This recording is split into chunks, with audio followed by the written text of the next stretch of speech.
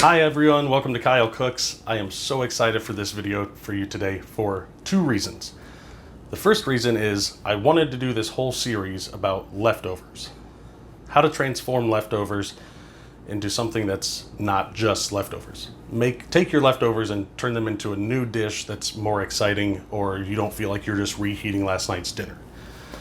I feel like most people, when we try to meal prep or whatever, we'll cook a big pot of beans or a big batch of rice, throw it in the fridge with some protein, and we think that we're going to enjoy eating that for like 4 days in a row, and it's not realistic. You're going to get so bored of that. So I wanted to do a series where you would actually enjoy the meals you make out of your leftovers. So you could still meal prep if you wanted to, but transform those things into 4 or 5 different dishes throughout the week with 10 minutes of work, 15 minutes of work a day, rather than 0 work a day, but you're not actually eating this stuff because it's not enjoyable to your palate. So last night, it was gorgeous. My wife and I decided to grill brats out on the grill with a bunch of vegetables. So we had the brats going in a pan with beer and onions, just to simmer them, classic way to cook brats. And then we threw them on the grill to crisp up with the vegetables. And we had all these beery onions left over. And instead of just eating a cold brat or a microwave brat tomorrow with the leftover toppings, I wanted to turn the toppings into a completely new meal. That way it wasn't boring to our palates, or it didn't feel like we were eating leftovers, because it's a completely new meal just built off of these leftover ingredients. And so that was kind of the point of this. So we had all these leftover onion brats, and I decided to turn them into a delicious beer cheese soup. Super simple, should take about 15-20 minutes to make. Anybody can do it. And then, while I was filming it, I completely screwed it up. Like, I took a pie to the face on this one. I biffed it. And I was really, really discouraged because, A, I've been in the kitchen for like 8 hours today prepping YouTube videos. So I thought I wasted a good part of my day off filming something that I wouldn't be able to show anybody. And B, I was upset because I was going to give this food to my wife. Like, if I make mistakes for food that I'm cooking just myself, I give myself a lot of leniency. I'll eat something that's overcooked or not salty enough or undercooked or whatever, because it's just me. But I love my wife. I want to nourish her. I want to give her food that satisfies her. And so I was really upset. And then I realized that this is the perfect segue into a different subject I've always wanted to talk about on my channel or to people, which is to not care if you make a mistake in the kitchen. I have been doing this professionally for just shy of 20 years, and I still make mistakes every single day. And you know who else makes mistakes every single day? 7 billion other people on this planet. Nobody is perfect, and nobody should feel the need to be perfect. Honestly, nobody should desire to be perfect, because perfection is boring, right? So I wanted to talk to you about not being afraid of making a mistake. If you burn something, maybe you can cut the burnt piece off and still serve it.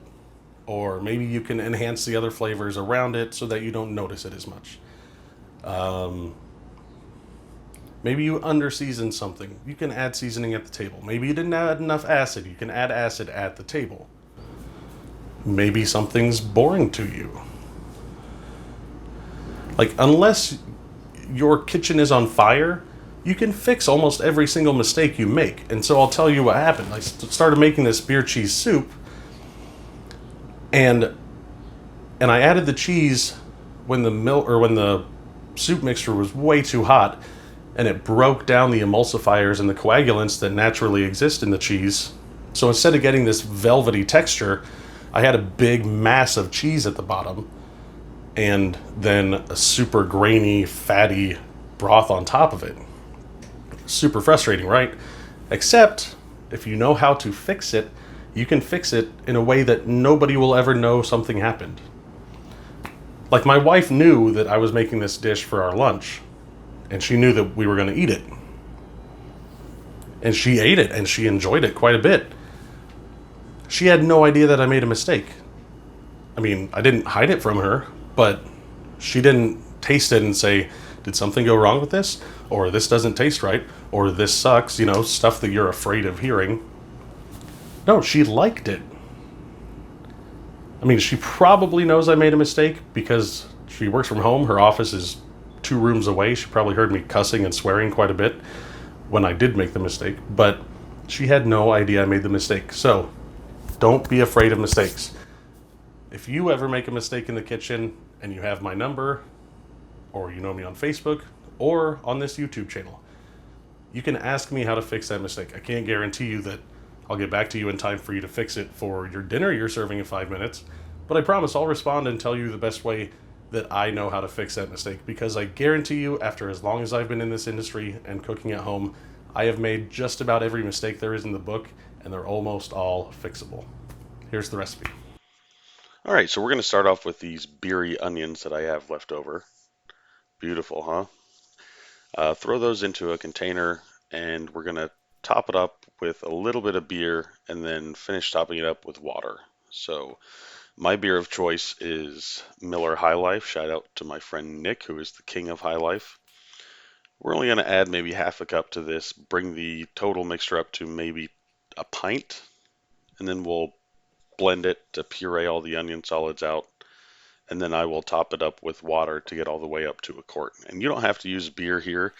You could just use stock or whatever you want. Now moving over to our cheese. This is about 2 ounces of Monterey Jack, 1 slice of American cheese, just because you need to have those emulsifiers and the sodium citrate from there. And then the Parmesan is just for a couple swift on the grater, just for flavor, because the Monterey Jack and the American are both really subtle flavors.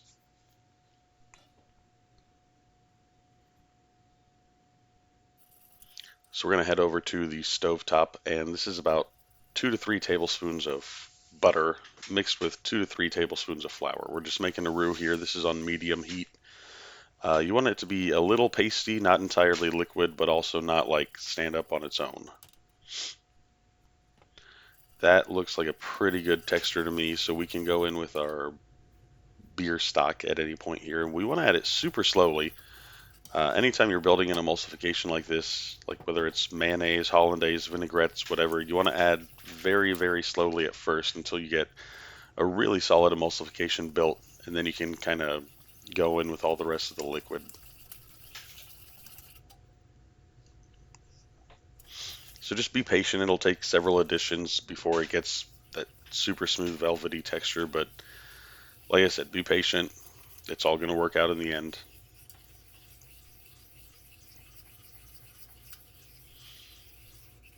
And that's looking pretty good, where it's like it's not pasty or thick anymore. It's all liquid. That's when you can go ahead and pour all the rest of your broth or stock in. I'm going to season this with a little bit of white pepper. You can do black pepper. That's totally fine. I just sometimes in dishes like this, I prefer not to see the big flecks of black pepper. But do whatever you want. If you want to season it with cayenne or thyme or whatever, this is it's going to be your dinner if you decide to make it. And then, as always, make sure we clean as we go. So we're just going to keep stirring, letting that come up to a boil. And then once it does come up to a boil, we're going to hit it with the cheese. Start whisking, whisk really hard. I start with the American because it's got all the sodium citrate, so you want those emulsifiers in there kind of as a buffer first. And then we'll go in with the Monterey Jack and the Parmesan. We'll stir, stir, stir, stir, stir. You can tell right now this is where I'm starting to wonder if I'm doing everything all right. It's not really coming together. So I'm like, okay, well, I guess we'll add some more cheese, right? Because that's always the solution. That's how you fix broken emulsifications. So we're going in with more cheese. I'm going to give it a taste. At this point, guys, it is really, really rough. It's not good at all. Going for a second taste because, sadist. And as I'm stirring it here, I can feel that mass of fat on the bottom while the top is very watery and very gritty. That's obviously a bad thing. So at this point, I definitely knew I screwed it up. I was trying to think of ways to fix it. So you'll see right here, my first fix is to just add an ass load more cheese from the fridge. That's not going to work because it's already a broken emulsification. But I'm going to stir. I'm going to give it the old college try anyway. This is actually just making things worse for me. But like I said, live and learn, right? So now I'm going to pull this. Look at, oh my God, that is terrible. That thing, you can see the cheese is just not melting in at all. It's just all on the spatula and all on the bottom. So at this point, yeah, good luck cleaning that, Kyle. That's guys, I'm not gonna lie, I did end up cleaning this afterward. Obviously, it took me more than 30 minutes just to get that one stupid thing clean. So anyway, now I'm going in with the immersion blender, thinking that'll fix things. It's not going to. I knew it wasn't going to. For some reason, I hoped it would anyway. You know, sometimes you just do stupid stuff. Taste that again. Yeah, you're obviously not going to be happy with that. Now I finally wisened up, and I'm going to put the soup in a different container.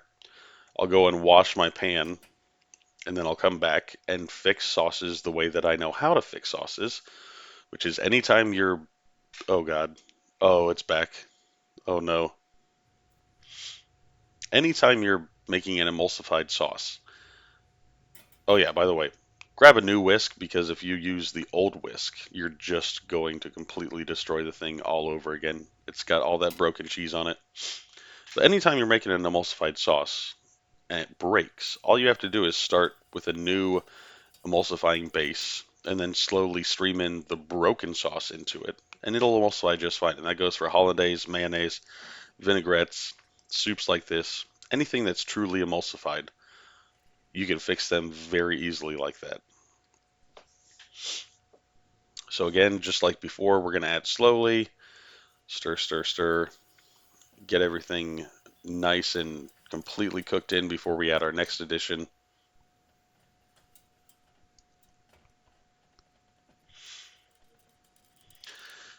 Add some more,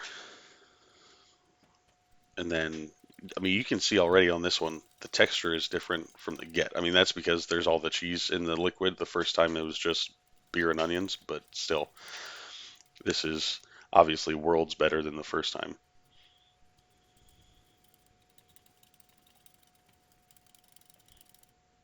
And now that we're at that liquid stage where it's not getting super thick every time you add more liquid, now we can go in with all the rest of the liquid. And that is pretty much it. That's the soup, guys. Um, I'm gonna plate it up. Mine, I'm gonna plate with pickles and some hot sauce because I like that. My wife prefers to do hers with crackers and some salt at the table. But that's the soup. So hope you enjoy it. Hope we can recreate some leftovers that'll be better than feeling like you're eating leftovers. And like I said, most importantly, don't be afraid of mistakes because I was upset in the moment, but now that I'm watching this, it's kind of hilarious.